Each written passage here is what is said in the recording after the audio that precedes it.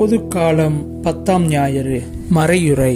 இயேசுவிற்கு பிரியமானவர்களே, இன்றைய மறையுரையை நாம் ஒரு கதையிலிருந்து ஆரம்பிக்கலாம். ஒரு பெண்மணி புதிய வின்சென்ட் ஃபெரரிடம் ஆலோசனை கேட்க வந்தார். அவருடைய கணவர் தினமும் மாலையில் வீட்டுக்கு வந்ததும் காரணமே இல்லாமல் அவரை தகாத வார்த்தைகளால் திட்டி வந்தார். சில நேரங்களில் சண்டை முற்றி அவரை அடிக்கவும் செய்திருக்கிறார். அந்த பெண்மணிக்கு ஏன் அவர் இப்படி செய்கிறார் என்பது புரியவில்லை. அதனால்தான் தான் ஆலோசனை கேட்க வந்ததாக புனித வின்சென்ட் ஃபெரரிடம் அவர் கூறினார். அவருடைய பிரச்சனையை தெளிவாக கேட்ட புனிதர் அவரை காத்திருக்கும்படி கூறிவிட்டு மடத்திற்குள் சென்றார். ஒரு பெரிய குவளை நிறைய தண்ணீர் கொண்டு வந்து அந்த பெண்ணிடம் கொடுத்தார். எப்போது உன்னுடைய கணவன் உன்னை திட்ட ஆரம்பிக்கிறாரோ அப்போது நீ இதிலிருந்து தண்ணீர் எடுத்து உன்னுடைய வாயில் வைத்துக் கொள்ள வேண்டும். அவர் திட்டி முடிக்கும் வரை நீ அந்த தண்ணீரை உன் வாயிலை வைத்திருக்க வேண்டும் என்று கூறினார். நீ இப்படி செய்தால் உன்னுடைய கணவர் மாறிவிடுவார்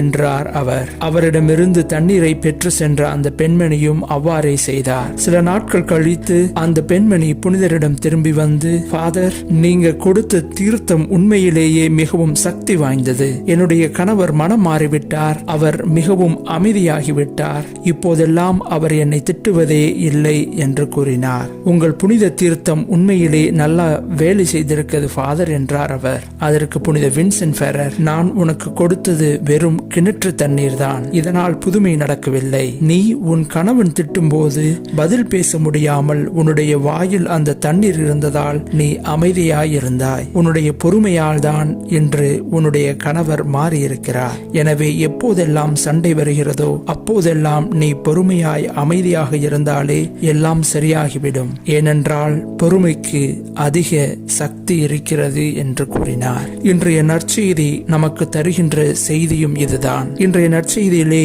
இயேசு மறைநூல் அறிஞர்களால் பேய் பிடித்தவராகவும் தன்னுடைய உறவினர்களால் மதிமயங்கியவராகவும் பார்க்கப்படுகின்றார். நாள் முழுவதும் நற்செய்தியை அறிவித்து மக்களின் பிணிகளை நீக்கி அவர்களுக்கு சுகமளிக்கும் இயேசுவிற்கு அங்கீகாரம் எதுவும் கிடைக்கவில்லை. மாறாக அவர்கள் அவரை பேய் பிடித்தவன், குடிகாரன், பெருந்தீனிக்காரன், மதிமயங்கியவன், பாவிகளுக்கு நண்பன் என்கிறார்கள். ஆனால் இயேசு அவர்களின் இந்த பழிப்புரைகள் எதையும் பற்றி கண்டுகொள்ளவில்லை. அவர் தான் செய்ய இவ்வுலகிற்கு வந்த பணியை செவ்வனவே செய்து முடிக்கிறார். மற்றவர்கள் தன்னை புகழ்ந்தாலும் இகழ்ந்தாலும் இயேசு தன்னுடைய சம நிலையிலிருந்து ஒருபோதும் மாறியதில்லை. இதை நாம் இயேசுவின் வாழ்வில் பல இடங்களிலும் பார்க்கலாம். இயேசு செய்த புதுமைகளை கண்டவர்கள் அவரை பிடித்து அரசராக்க முயன்றபோது அவர் அதை விரும்பாமல் அமைதியாக அவ்விடத்தை விட்டு விலகி செல்கிறார். அதே போல அவரை கைது செய்து அடித்து கொலை செய்வதற்கு இழுத்து செல்லும் போதும் இயேசு அமைதியுடன் அவர்கள் பின் செல்கின்றார். மேலும் நாம் இயேசுவின் பாடுகளை பற்றி வாசிக்கும் போது பிலாத்து இயேசுவின் மௌனத்தை கண்டு வியந்து அவரிடம் பதில் எதுவும் கூற மாட்டாயா என்று கேட்பதை வாசித்திருப்போம். இயேசுவோ தன்னுடைய வலி, வேதனை, தனக்கு எதிராக கூறப்படும் பொய்கள், தனக்கு இழைக்கப்பட்ட துரோகம் எல்லாவற்றையும் தாங்கிக் கொண்டு பிலாத்துவின் முன்பு அமைதியோடு பொறுமையாக நின்றிருப்பார். இயேசுவை போலவே எத்தனையோ புனிதர்கள் தங்கள் வாழ்வில் அநீதி, கொடுமை, வெறுப்பு ஆகியவற்றை தாங்கிக் கொண்டு பொறுமையாக வாழ்ந்து நமக்கு அவரை போலவே முன்மாதிரியை காட்டி சென்றிருக்கிறார்கள். உண்மையிலேயே பொறுமைக்கு வலிமை அதிகம்தான். நாம் இயேசுவின் சீடர்களாக வாழ விரும்பினோம் என்றால் நாமும் அவரை போலவே நமக்கு வருகின்ற துன்பங்கள், துயரங்கள், பிரச்சனைகள் எல்லாவற்றையும் பொறுமையோடு எதிர்கொள்ள முயல வேண்டும்.